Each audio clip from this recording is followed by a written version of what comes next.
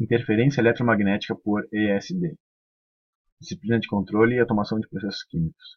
Professor Renato Dutra Pereira Filho, acadêmico Rubi Bene. O que é ESD? Vindo do inglês, Electrostatic Discharge. Ocorre quando há formação de cargas negativas e positivas, separadas por um isolante, ocorrendo em duas etapas. A primeira, com um acúmulo muito lento de energia, na ordem de segundos. Na segunda, com uma ruptura muito rápida do isolante, na ordem de nanosegundos.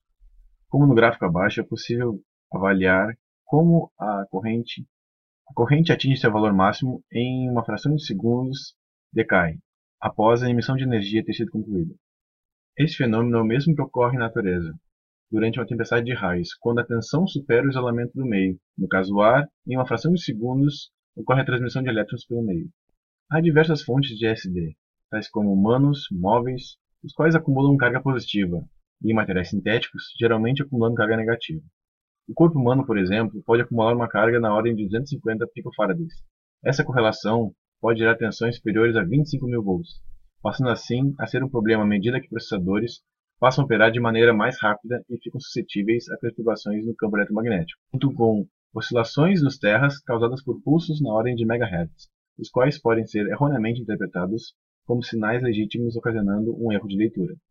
A descarga ESD pode ocorrer de diversas formas, como o contato humano com o circuito sem pulseira eletrostática, contato com materiais sintéticos, proximidade de algum equipamento eletrônico e a rápida circulação de ar via coolers ou compressores, entre outros. Em todos esses casos, a acumulação de energia estática pode gerar falhas mesmo sem haver contato direto com o circuito em questão. Por essa razão, deve-se ser empregado formas de evitar ou reduzir os danos causados pela descarga ESD. Devido a pulsos da ordem de megahertz, os quais podem ser interpretados como sinais legítimos, pulseiras antiestáticas devem ser utilizadas a fim de evitar qualquer dano a circuitos vulneráveis. No artigo em questão, foram abordados 4 modos de falhas relacionados a descargas causadas por ESD. O primeiro modo de falha está relacionado ao contato com componentes externos, por exemplo teclados ou um conector, os quais podem causar perturbações devido ao fluxo de corrente por um circuito vulnerável. O segundo modo de falha é causado por perturbações causando um funcionamento errôneo do circuito, devido a oscilações no terra, gerando pulsos maiores de 300 MHz. O terceiro caso está relacionado a perturbações causadas por um campo eletromagnético na vizinhança do equipamento. Esse, por sua vez, raramente produz danos ao circuito, devido à pequena fração de energia SD acumulada. Contudo, dependendo do tempo de carga e do tipo de blindagem do equipamento, as descargas podem gerar problemas, mesmo a uma distância superior a 5 metros do circuito. O quarto e último caso ocorre devido à formação de um campo elétrico provocado pela alta tensão acumulada. Não muito comum em sistemas analógicos, mas em sistemas digitais rápidos, que operam com frequências superiores a 300 MHz e com pequenas dimensões.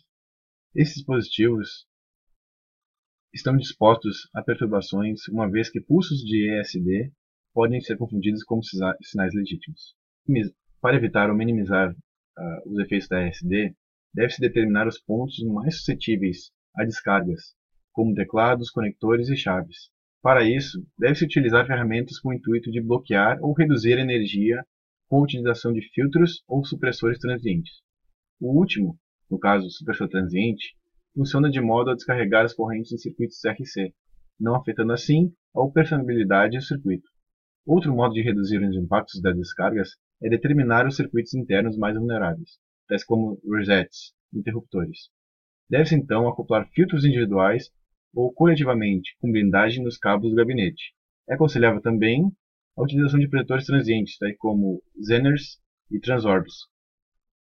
Referente a Transorbs, é o componente passivo construído por um diodo utilizado para proteger componentes eletrônicos de picos de tensão induzida. Devem ser utilizados, além disso, é aconselhável manter curto os terminais desses dispositivos, a fim de evitar a indutância nos terminais. O aterramento apropriado dos protetores transientes e dos filtros na carcaça do equipamento são medidas necessárias a fim de evitar oscilações no terra. Pode-se também utilizar pequenas impedâncias, como ferrites ou capacitores, da ordem de 50 a 100 ohms em série.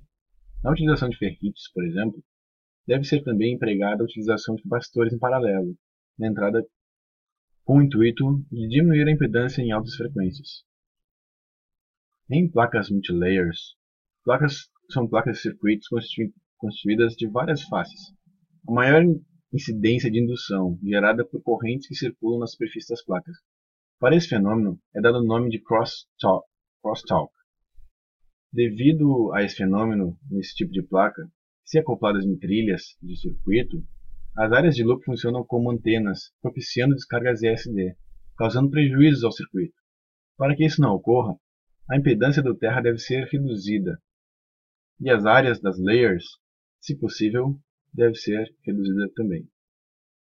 Por fim, no desenvolvimento do software, deve-se considerar ruídos como possíveis falhas de leitura.